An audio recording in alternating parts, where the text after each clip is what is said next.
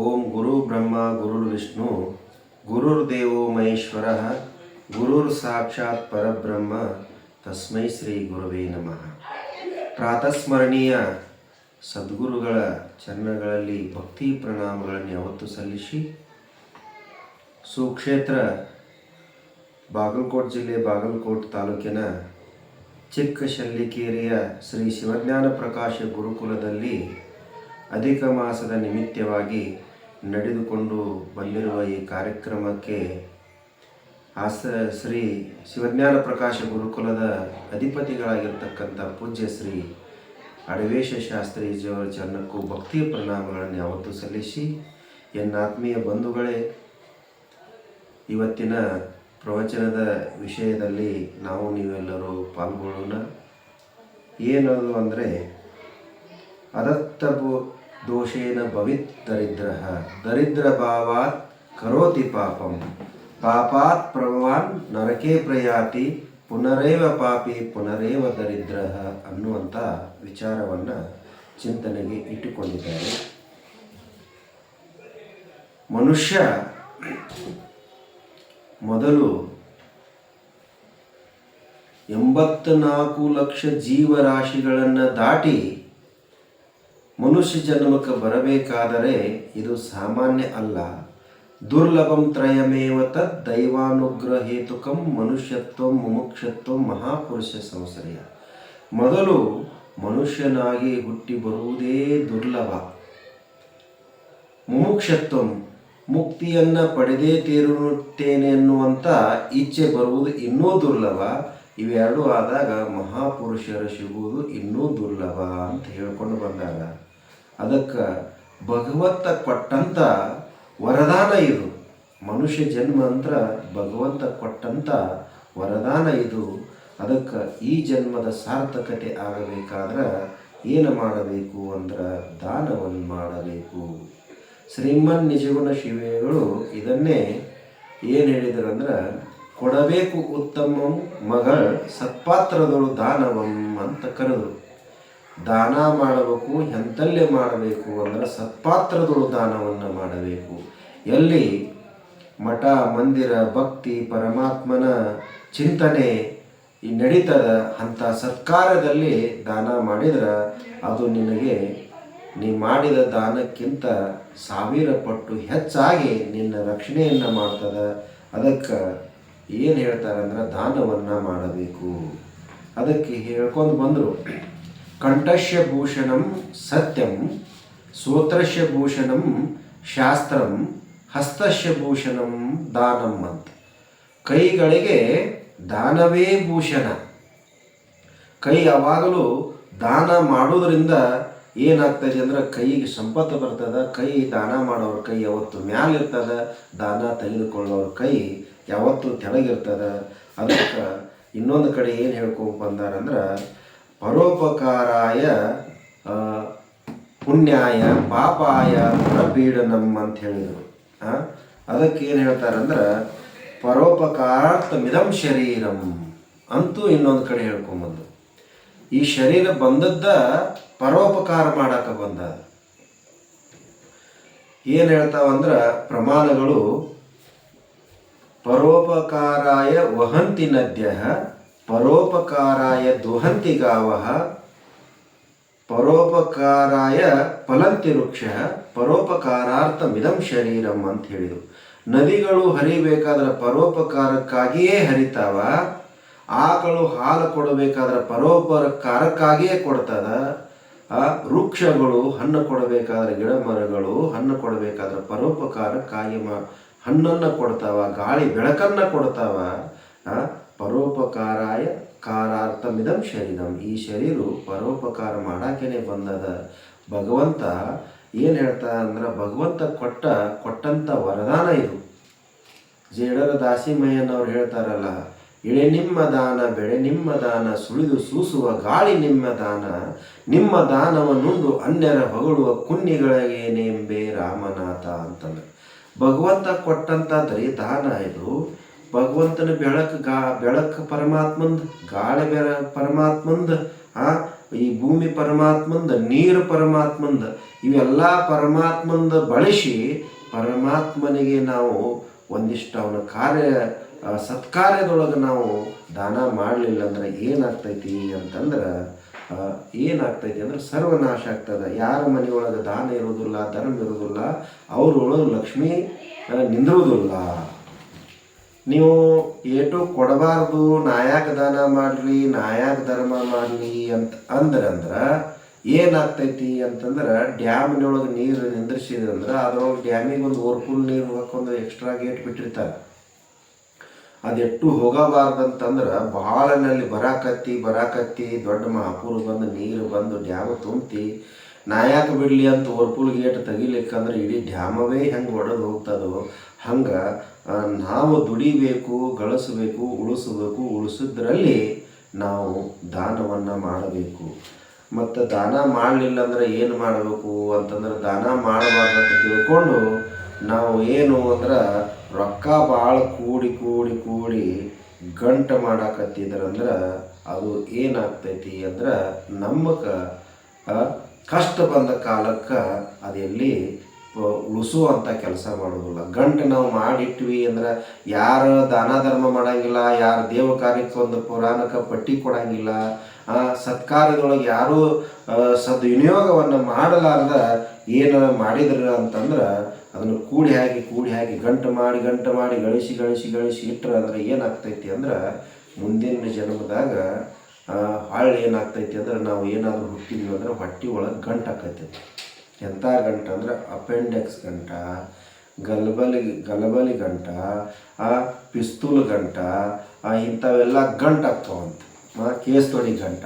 ಅದಕ್ಕೆ ಯಾರೂ ದಯವಿಟ್ಟು ಗಂಟು ಮಾಡಬಾರ್ದು. ಅದಕ್ಕೆ ಗಂಟು ಮಾಡಲಾರ್ದ ಬಂದಂಥ ಹಣವನ್ನು ಕೂಡಲ ಸಂಗಮ ನಾಥ ನೊಲಿಸ ಬಂದ ಪ್ರಸಾದ ಕಾಯ ಕೆಡಿಸಲಾಗದು ಅಂತ ಪರಮಾತ್ಮ ಕೊಟ್ಟಂಥ ಈ ಶರೀರ ಇಷ್ಟೆಲ್ಲ ಸಂಪತ್ತು ಕೊಟ್ಟ ಬಳಿಕ ಪರಮಾತ್ಮನಿಗಾಗಿ ನಾವು ಒಂದಿಷ್ಟಾರು ದುಡಿದಂಥ ಶ್ರಮದಲ್ಲಿ ದಾನ ರೂಪದಿಂದ ಸದ್ವಿನಿಯೋಗವನ್ನು ಮಾಡಬೇಕು. ಆದ ಕಾರಣ ಏನು ಹೇಳ್ತಾರಪ್ಪ ಅಂತಂದ್ರೆ ದಾನ ಬಹಳ ದೊಡ್ಡದು. ಅದಕ್ಕೆ ದಾನವನ್ನು ಮಾಡಬೇಕು. ನಾವು ರೊಕ್ಕ ಗಳಿಸಿ ಒಟ್ಟು ಜನರಿಗೆ ಏನಾಗಿಬಿಟ್ಟೈತೆ ಅಂದ್ರೆ ದುಡ್ಡು ಗಳಿಸ್ಬೇಕು, ಸಿಕ್ಕಾಪಟ್ಟಿ ಗಳಿಸ್ಬೇಕು. ಅದೆಲ್ಲರಿಗೂ ಏನು ತಲೆ ಒಳಗೆ ಅದೊಂದು ರೀತಿ ಮನುಷ್ಯನಿಗೆ ರೋಗ ತೊಗೊಂಡು ಬಿಟ್ಟೈತಿ. ದುಡ್ಡು ಗಳಿಸ್ಬೇಕು. ಗಳಿಸಿ ಏನು ಮಾಡೋದಪ್ಪ? ಗಳಿಸಿ ಬ್ಯಾಂಕ್ನಾಗ ಇಡೋದ. ಬ್ಯಾಂಕ್ನ್ಯಾಗ ನೀ ರೊಕ್ಕ ಇಟ್ರೆ ಬ್ಯಾಂಕ್ ಶ್ರೀಮಂತ, ನೀ ಶ್ರೀಮಂತ ಆಗಲಿಲ್ಲ. ಬ್ಯಾಂಕ್ ಇಷ್ಟು ಕೋಟಿ ವ್ಯವಹಾರ ಮಾಡ್ತೈತಿ, ಸಾವಿರಾರು ಕೋಟಿ ಟರ್ನಾವರ್ ಮಾಡ್ತೈತಿ, ದೊಡ್ಡ ಬ್ಯಾಂಕ್ ಅಂತ ಬ್ಯಾಂಕಿನ ಹೆಸರು ಬತ್ತು, ಬ್ಯಾಂಕ ಶ್ರೀಮಂತ ಆಯ್ತು. ಅಜ್ಜಾರ ಬ್ಯಾಂಕ್ನಾಗ ಇಡೋದು ಬೇಡ್ರಿ, ನಾನು ವಿಡ್ರಾಲ್ ಮಾಡ್ಕೊಂಬಂದು ಮನೆ ಒಳಗೆ ನನ್ನ ಚಿಜೋರಿ ಒಳಗೆ ಇಡುತ್ತೇನೆ ರೀ ದುಡ್ಡನ್ನು ತಿಳ್ಕೊಂಡು ನೀನು ನೋಟ ವಿಡ್ರಾಲ್ ಮಾಡ್ಕೊಂಡು ಬ್ಯಾಂಕ್ನಾಗ ರೊಕ್ಕ ವಿಡ್ರಾಲ್ ಮಾಡ್ಕೊಂಡು ಮನೆ ಒಳಗೆ ಟ್ರೆಜರಿ ಒಳಗೆ ನೀ ಇಟ್ಟೆ ಅಂದ್ರೆ ನಿನ್ನ ಟ್ರೆಜರಿನ ಶ್ರೀಮಂತ ಆಯ್ತು, ನೀ ಶ್ರೀಮಂತ ಆಗಲಿಲ್ಲ. ಮತ್ತು ಟ್ರೆಜರಿ ಒಳಗೆ ಇಡೋದು ಬ್ಯಾಡ್ರಿ ಅಜ್ಜಾರ, ಅದನ್ನು ತೊಗೊಂಡು ನಾನು ಪಾಕೆಟ್ನಾಗ ಹಾಕೋತೀನಿ ರೀ, ನನ್ನ ಕಿಶೆದಾಗ ಹಾಕೋತೀನಿ ರೀ ಅಜ್ಜಾರ, ನಾನು ಶ್ರೀಮಂತ ಹಾಕೀನಿ ರೀ ಅಂದ್ರೆ ನಿನ್ನ ಕಿಶೇನ ಶ್ರೀಮಂತ ಆತ ಹೊರತು ನೀ ಶ್ರೀಮಂತ ಆಗಲಿಲ್ಲ. ಮತ್ತು ನೀ ಶ್ರೀಮಂತ ಆಗೋದಂದ್ರೆ ಹೆಂಗೆ?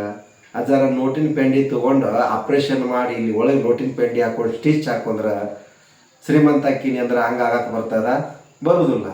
ಅದಕ್ಕೆ ನಾವು ಶ್ರೀಮಂತ ಆಗಬೇಕಂದ್ರೆ ಏನು ಮಾಡಬೇಕು ಅಂದ್ರೆ ಸತ್ಕಾರ್ಯದೊಳಗೆ ದಾನ ಧರ್ಮ ಮಾಡೋದ್ರ ಮುಖಾಂತರ ಶ್ರೀಮಂತ ಆಗಕ್ಕೆ ಬರ್ತದೆ ಎನ್ನ ಆತ್ಮೀಯ ಬಂಧುಗಳೇ.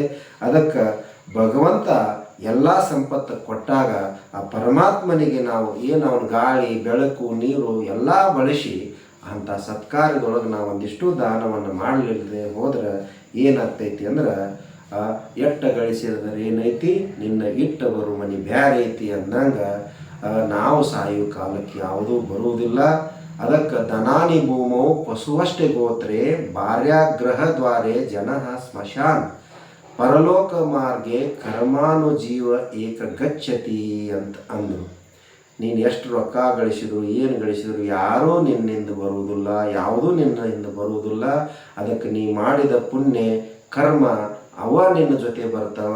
ಅದಕ್ಕೆ ದಾನವನ್ನು ಮಾಡಬೇಕು. ಅದಕ್ಕೆ ಒಂದು ಊರಾಗ ಏನಾಯಿತು ಅಂತಂದ್ರೆ ಒಬ್ಬ ಬಡವ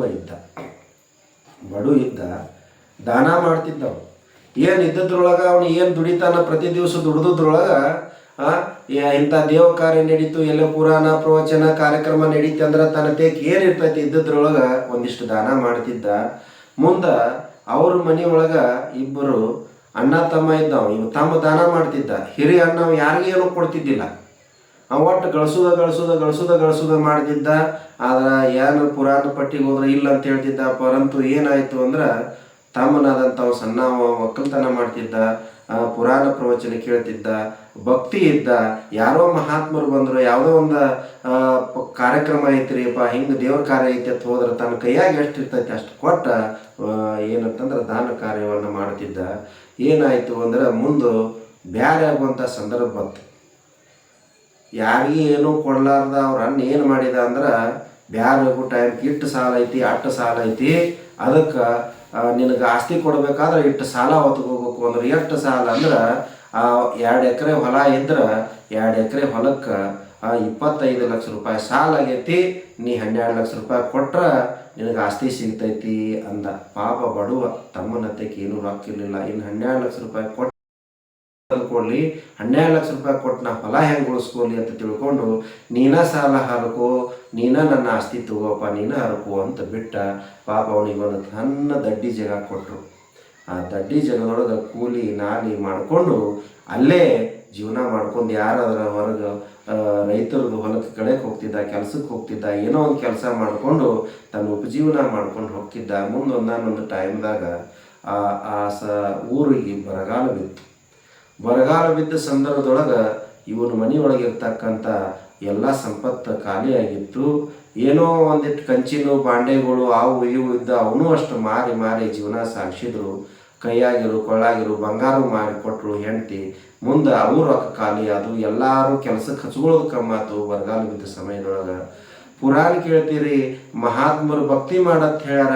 ಪರಮಾತ್ಮನ ನಾಮಸ್ಮರಣೆ ಮಾಡಿದ್ರೆ, ಭಗವಂತನ ಜಪ ಮಾಡಿದ್ರೆ ಏನಾದರೂ ಪರಮಾತ್ಮ ಕೊಡ್ತಾನ. ಅದಕ್ಕೆ ದೇವರಿಗೆ ರಗಡ್ ನೀವು ದಾನ ಧರ್ಮ ಮಾಡಿರಿ, ನೀಗಿದಷ್ಟ ಆ ಪರಮಾತ್ಮಂತೆಗೆ ಹೋಗಿ ಬೇಡ್ಕೊಂಡು ಬರ್ರಿ ಅಂತ ಅವ್ರ ಧರ್ಮ ಪತ್ನಿ ಹೇಳಿದ್ರು. ಅವಾಗ ಅವ ಇದ್ದ ಮನೆಯೊಳಗಿರ್ತಕ್ಕಂಥ 2 ರೊಟ್ಟಿಯನ್ನು ತೆಗೆದುಕೊಂಡು ಒಂದು ಹೆಂಡತಿಗೆ ಕೊಟ್ಟ. ಇದೊಂದು ನೀರು ತಿನ್ನು, ಇದೊಂದು ನಾನು ತಿಂತೀನಿ ಅಂತ ತಿಳ್ಕೊಂಡ. 2 ರೊಟ್ಟಿಯಲ್ಲಿ ಒಂದು ಹೆಂಡತಿಗೆ ಕೊಟ್ಟು ಒಂದು ತಾನು ಬಿಳಿ ಅರಿವೆಯಲ್ಲಿ ಕಟ್ಕೊಂಡು ಅದರೊಳಗೆ ಸ್ವಲ್ಪ ಖಾರ ಕಟ್ಕೊಂಡು ಆ ಬುತ್ತಿ ತಗೊಂಡು ಹೊರಟ ದೇವಸ್ಥಾನದ ಕಡೆ. ಆ ಊರಿನ ಗುಡ್ಡದ ಮೇಲ್ಗಡೆ ಒಂದು ದೇವಸ್ಥಾನ ಇತ್ತು.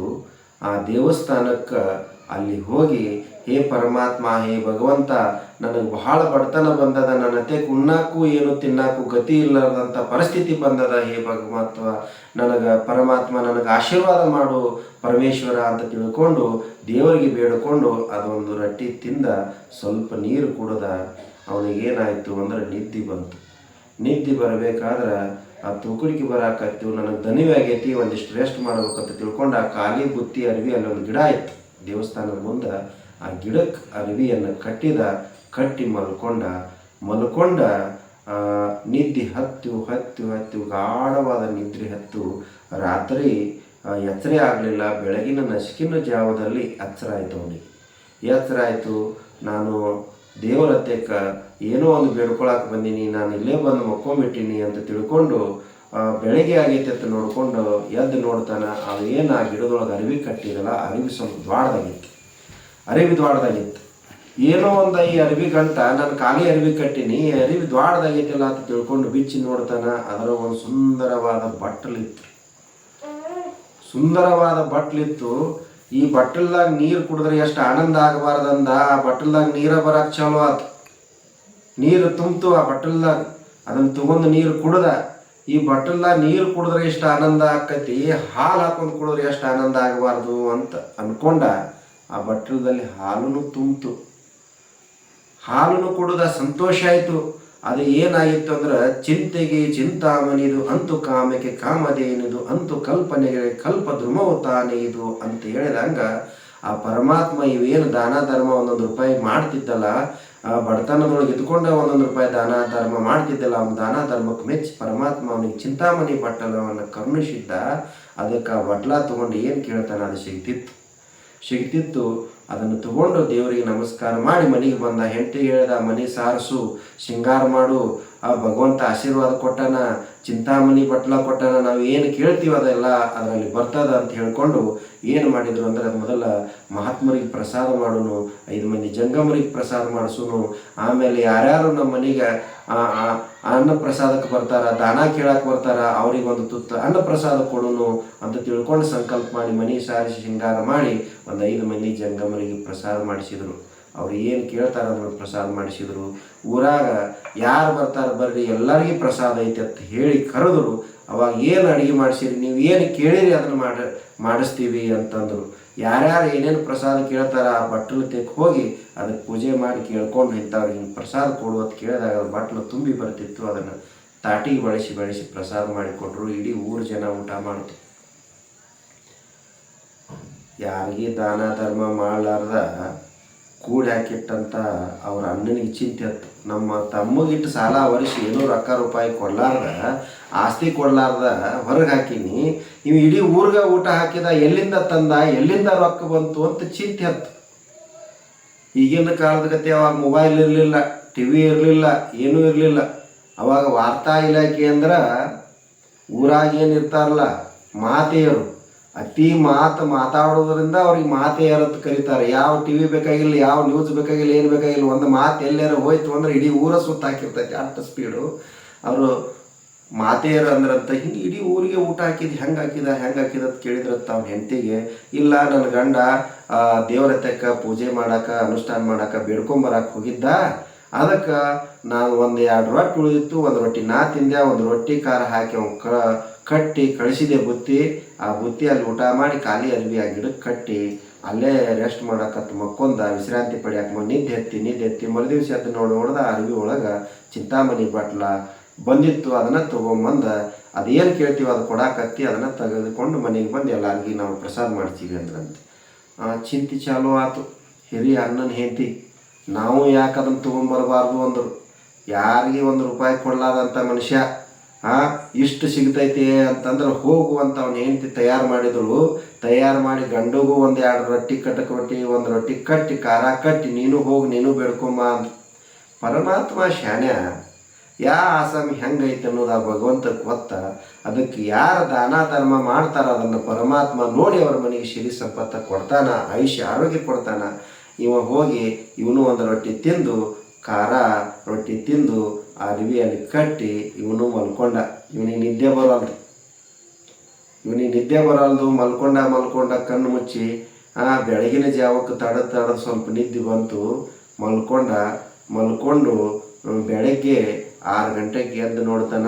ಅವನಿಗೂ ಕೂಡ ಬಾರ್ದಾಗಿತ್ತು, ಬಿಳಿ ಅರಿವಿ ಬಿಚ್ಚಿ ನೋಡಿದ. ಅವನಿಗೆ ಒಂದು ಬಟ್ಲ ರೆಡಿ ಇತ್ತು. ನನಗೂ ಪರಮಾತ್ಮ ಕೊಟ್ಟ, ನಾನು ಊರಿಗೆ ಊಟ ಹಾಕ್ತೀನಿ, ನನಗೂ ಚಿಂತಾಮಣಿ ಬಟ್ಲ ಸಿಕ್ತು ಅಂತ ಬಂದ ಮೊದಲಿಗೆ ಇದರಲ್ಲಿ ನಾನು ಹಾಲು ಕುಡಿಬೇಕು ಅಂತ ಹಾಲು ಕೇಳಿದ್ರೆ ಅದು ಹಾಲು ಬರಲಿಲ್ಲ. ಬಟ್ಟಲ್ದಾಗ ಹಾಲು ಕೊಡುವಂತ ಕೇಳಿದ ತಕ್ಷಣ ಒಂದು ಕತ್ತಿ ತಯಾರಾತು. ಕತ್ತಿ ಬಟ್ಲ ಕೂಡಿ ಅವನ ತಲೆ ಚರ ಬೋಳಿಸಿಬಿಡ್ತಿ ಅಂತ ಕತ್ತಿ ಬಂದು. ಏನೋ ಮರ ಇದು ಹಾಲು ಕೇಳಿದ್ರೆ ಕತ್ತಿ ಬಟ್ಲ ಸೇರಿ ನನ್ನ ತಲೆಯನ್ನು ಬೋಳಿಸ್ಬಿಡ್ತಿಲ್ಲ, ಹೆಂಗೆ ಮಾಡೋದು ಅಂತ ತಿಳ್ಕೊಂಡು ಇದು ಏನು ಮಾಡ್ತೈತಿ ಏನಿಲ್ಲ ಗೊತ್ತು, ಇದು ಏನು ಕೊಡವಲ್ಲ ಅಂತ ಹೆಂಡತಿ ಹೇಳಿದಂತ. ಹೆಂಡತಿ ಬಂದು ನನಗಾರ ಕೊಡು ಅಂತ ಹೆಂಡತಿ ಕೇಳಿದಂತ. ಹೆಂಡತಿ ಕೇಳಿದ ತಕ್ಷಣ ಹೆಂಡತಿ ತಲೆನೂ ಚರ ಬೋಳಿಸಿಬಿಡ್ತಿ ಅಂತ. ಅದು ಎಂದೂ ಜೀವನದಾಗ ಯಾರಿಗೆ 1 ರೂಪಾಯಿ ಕೊಡ್ಲಾರ್ದ, ದಾನ ಧರ್ಮ ಮಾಡಲಾರ್ದ ಪುಕ್ಕಟೆ ಕೊಡು ಅಂದ್ರೆ ಪುಕ್ಕಟೆ ಪರಮಾತ್ಮ ಕೊಡುವುದಿಲ್ಲ. ಅದಕ್ಕೆ ನಾವು ಭಗವಂತ ಕೊಟ್ಟಂತ ಈ ಶರೀರ ಸಂಪತ್ತು ಎಲ್ಲ ಪರಮಾತ್ಮಂದಿದೆ.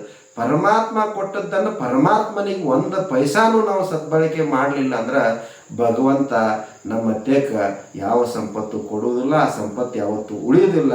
ಅದಕ್ಕೆ ಏನು ಮಾಡಬೇಕು ಅಂತಂದ್ರೆ ದೇವ ಕಾರ್ಯದೊಳಗೆ ದಾನ ಧರ್ಮವನ್ನು ಮಾಡಿದಾಗ ಏನಾಗ್ತೈತಿ, ಪುಣ್ಯ ಅನ್ನುವಂಥ ಸಂಪತ್ತು ಹೆಚ್ಚಾಗ್ತೈತಿ. ಅದಕ್ಕೆ ದಾನ ಧರ್ಮಾದಿಗಳನ್ನು ಮಾಡಬೇಕು ಎನ್ನ ಆತ್ಮೀಯ ಬಂಧುಗಳೇ. ಅದಕ್ಕೆ ದಾನ ಮಾಡುವಂಥ ಮನೋಭಾವನೆಯನ್ನು ಇಟ್ಕೋಬೇಕು. ಯಾರೋ ಒಬ್ಬ ಮುದುಕ ಸಾಯೋ ಕಾಲಕ್ಕೆ ಏನಾಗ್ತೈತಿ, ವಯಸ್ಸಾಗಿತ್ತು, ಮನೆ ಒಳಗೆ ಕೂತಿದ್ದ, ಎಲ್ಲರೂ ಹೊಲಕ್ಕೆ ಕೆಲಸಕ್ಕೆ ಹೋಗಿದ್ರು. ಮನೆ ಮುಂದೆ ಕೂತ್ಕೊಂಡು ವಯಸ್ಸಾಗಿತ್ತು. ಸಾಯಂಕಾಲ ಎಲ್ಲರೂ ಕೆಲಸ ಮಾಡಿ ಮನೆ ಬಾಗಲಕ್ಕೆ ಬರೋಕೆ ಅವ ಮುದುಕ ಕ ಕ ಕ ಅನ್ನಕತ್ತಿದ. ಅವ್ರಿಗೆ ಚಿಂತೆ ಇತ್ತು, ಖ ಖ ಅನ್ನಕತ್ತಾನ, ಏನು ನಮ್ಮ ಅಪ್ಪ ಎಲ್ಲಾರ Karnataka bank, Canara bank, corporation bank, Karnataka ಗ್ರಾಮೀಣ ಬ್ಯಾಂಕ ಅಲ್ಲಿ ರೊಕ್ಕ ಇಟ್ಟಂಕ ಅಂತಾನ, ಕ ಕ ಅಂತ ಹೇಳಾಕ್ತಾನ, ಪೂರ್ತಿ ಮಾತಾಡೋಲ್ಲ ಅಂತ. ಯಪ್ಪ ಏನು ಹೇಳಂದ್ರು ಖ ಖ ಖ ಖ ಅಂದ್ರೆ ಕಣ್ಣು ಮುಚ್ಚಿಬಿಟ್ಟಂತ. ಕಣ್ಣು ಮುಚ್ಚಿಬಿಟ್ಟ, ಕಣ್ಣು ಮುಚ್ಚಾನ ಕ ಕ ಕ ಕ ಅಂದ ಜೀವ ಬಾಯಿ ಹೋಗಿಬಿಡ್ತು. ಉಸಿರು ನಿರ್ಲಾಕತ್ತು ಬಿಡ್ತು. ನಮ್ಮ ಅಪ್ಪ Canara bank, corporation bank, Karnataka ವಿಕಾಸ ಗ್ರಾಮೀಣ ಬ್ಯಾಂಕ್ನಾಗ ಎಲ್ಲರ ರೊಕ್ಕ ಇಟ್ಟಿರ್ಬೇಕು, ಕ ಕ ಅನ್ನಕತ್ತಾನ ತಿಳ್ಕೊಂಡು ಅವ್ನು ಬಾಯಿ ಹೋಗೈತೆ ತಿಳ್ಕೊಂಡು ಡಾಕ್ಟರ್ನ ಕರೆಸಿ ಇಂಜೆಕ್ಷನ್ ಕೊಟ್ಟು ಬಾಯಿ ಬರುವಂಗೆ ಮಾಡ್ರಿ ಅಂದ್ರಂತ. ಒಂದು ಇಂಜೆಕ್ಷನ್ ಮಾಡಿದ್ರೆ 1,00,000 ರೂಪಾಯಿ ಐತೆ ನೋಡಪ್ಪ, ಬಾಯಿ ಬರ್ತೈತಿ ಅಂದ್ರಂತ ಡಾಕ್ಟರ್. ನಮ್ಮ ಅಪ್ಪ ಎಲ್ಲರ ಕ ಕ ಅಂದಾನಂದ್ರೆ ಭಾಳ ಬ್ಯಾಂಕ್ನಾಗ, corporation bank, Canara bank, Karnataka ವಿಕಾಸ ಗ್ರಾಮೀಣ ಬ್ಯಾಂಕ ರೊಕ್ಕ ಭಾಳ ಇಟ್ಟಾನ, ಒಟ್ಟು ಕ ಕ ಅನ್ನಕತ್ತಾನ, ಬಾಯಿ ಬರುವಂಗೆ ಮಾಡ್ರಿ, ರೊಕ್ಕ ಹೋದ್ರೆ ಹೋಗ್ಲಿ ಅಂತಂದು 1,00,000 ರೂಪಾಯಿ ಕೊಟ್ಟು ಇಂಜೆಕ್ಷನ್ ಮಾಡಿಸಿದ್ರಂತ. ಅವಾಗ ಬಾಯಿ ಬರ್ತಂತ, ಮುದುಕನ ಬಾಯಿ ಬಂದ್ರೆ ಫಸ್ಟ್ನೇ ಮಾತು ಏನು ಹೇಳಬೇಕು, ಯಪ್ಪ ಕ ಕ ಅನ್ನಕತ್ತಿದ್ಯಲ್ಲ, ಯಾವ ಬ್ಯಾಂಕ್, ಕರ್ನಾಟಕ ಬ್ಯಾಂಕ, ಏನು ಕೆನರಾ ಬ್ಯಾಂಕ, ಏನು ಕಾರ್ಪೊರೇಷನ್ ಬ್ಯಾಂಕು, ಯಾವ ಬ್ಯಾಂಕ್ ಯಪ್ಪ ಅಂದ್ರಂತ. ಅಲ್ಲೋ ಖರ ಕಸಬರಿಗೆ ತಿನ್ನಾಕತ್ತೈತಿ, ಬಿಡಿಸ್ಕೋರಿ ಓ ಅಂದಂತ. ಅವ್ರ ಮನೆ ಮುಂದೊಂದು ಎಮ್ಮಿ ಕರ ಇತ್ತತ್ತ, ಅದು ಕಸಬರಿಗೆ ಏನೋ ಬಾಯಿಲಿ ಜಗ್ಗಿ ತಿನ್ನಾಕತ್ತಿತ್ತತ್ತ. ಅದನ್ನ ನೋಡಿ ಕರ ಕಸಬರಿಗೆ ತಿನ್ನಾಕ್ತೈತಿ, ಬಿಡಿಸ್ಕೋರು ಅಂದಂತ. ಮುಪ್ಪಿನ ಕಾಲಕ್ಕೆ ಮನುಷ್ಯನ ಹೆಂಗಿರ್ತೈತಿ ಅಂತಂದ್ರೆ, ನಾವು ಜೀವನದಾಗ ದಾನ ಧರ್ಮ ಎಂದೂ ಮಾಡಲಿಲ್ಲ ಅಂದ್ರೆ ನಮಗೆ ಪರಮಾತ್ಮನ ಮೇಲೆ ಭಕ್ತಿನೂ ಬರುವುದಿಲ್ಲ, ಭಗವಂತನ ಆಶೀರ್ವಾದ ನಮಗೆ ಆಗುವುದಿಲ್ಲ. ಅದಕ್ಕೆ ಅವ್ರು ಅಂದ್ರಂತ, ಅಯ್ಯೋ 1,00,000 ರೂಪಾಯಿ ಹೋತಲ್ಲೋ ಅಂದ್ರಂತ. ಅದಕ್ಕೆ ಕ ಕ ಕ ಅಂದ ಜೀವ ಬಿಟ್ರೆ ಅದು ಕಾರ್ಪೊರೇಷನ್ ಬ್ಯಾಂಕೂ ಆಗಲಿಲ್ಲ, ಕೆನರಾನೂ ಆಗಲಿಲ್ಲ, ಕರ ಕಸಬರಿಗೆ ತಿನ್ನಾಗ್ತೈತಿ ಅಂದ ತಕ್ಷಣ ಎಲ್ಲರಿಗೂ ಏನಂತಂದ್ರೆ ದುಃಖ ಆತಂತ. ಅದಕ್ಕೆ ರೊಕ್ಕ ಧನವ ಗಳಿಸಬೇಕಂತದ್ದು ನರ ಜನರಿಗೆ ಕಾಣಿಸಿದಂಥದ್ದು, ಎಷ್ಟು ಗಳಿಸಿದ್ರೆ ಕಾಣಿಸಿದಂಥದ್ದು, ಎಷ್ಟು ಕೊಟ್ಟರು ಸವಿದಂಥದ್ದು ಅಂತ ಹೇಳ್ಕೊಂಡು ಬಂದ್ರೆ. ಅದಕ್ಕೆ ಭಗವಂತನ ಬ್ಯಾಂಕ್ನ್ಯಾಗ ಡಿಪಾಸಿಟ್ ಇರಬೇಕು. ದಾನ ಅನ್ನುವಂಥ ಭಗವಂತನ ಬ್ಯಾಂಕ್ನ್ಯಾಗ ನೀವು ಪರೋಪಕಾರ, ದಾನ ಅನ್ನುವಂಥ ಪರಮಾತ್ಮನ ಬ್ಯಾಂಕ್ನ್ಯಾಗ ನೀವು ದಾನ ಮಾಡೋ ಮುಖಾಂತರ ಪುಣ್ಯ ಕಟ್ಕೊಂಡ್ಬಿಟ್ರಿ ಅಂದ್ರೆ ಭಗವಂತನ ಬ್ಯಾಂಕ್ನ್ಯಾಗ ಡಿಪಾಸಿಟ್ ಇಟ್ಟಂಗ ಅದು ನಿಮ್ಮ ಜೀವನ ಪರ್ಯಂತರ ನಿಮ್ಮನ್ನು ರಕ್ಷಣೆ ಮಾಡ್ತದೆ ಎನ್ನ ಆತ್ಮೀಯ ಬಂಧುಗಳೇ. ಅದಕ್ಕೆ ದಾನ ಧರ್ಮವನ್ನು ಮಾಡಿ, ಸತ್ಕಾರ್ಯವನ್ನು ಮಾಡಿ ಪುಣ್ಯವನ್ನು ಕಟ್ಟಿಕೊಳ್ರಿ. ಮತ್ತೆ ಮತ್ತೆ ಬರಾಕ ಇದು ಹುಲ್ಲು ಜನ್ಮ ಅಲ್ಲ. ಒಮ್ಮೆ ಮನುಷ್ಯರಾಗಿ ಹುಟ್ಟಿ ಬಂದೀವಂದ್ರೆ ಭಗವಂತ ನಮಗೆಲ್ಲ ಕೊಟ್ಟ ಬಳಿಕ ಅಂಥ ಕಾರ್ಯದಲ್ಲಿ ಪಾಲ್ಗೊಂಡು ಮನುಷ್ಯ ಜನ್ಮ ಸಾರ್ಥಕ ಪಡಿಸ್ಕೊಳ್ಳೋಣ ಅಂತ ಹೇಳ್ತಾ ನನ್ನ ಮಾತಿಗೆ ಹೇಳ್ತೀನಿ. ಜೈ ಸದ್ಗುರು.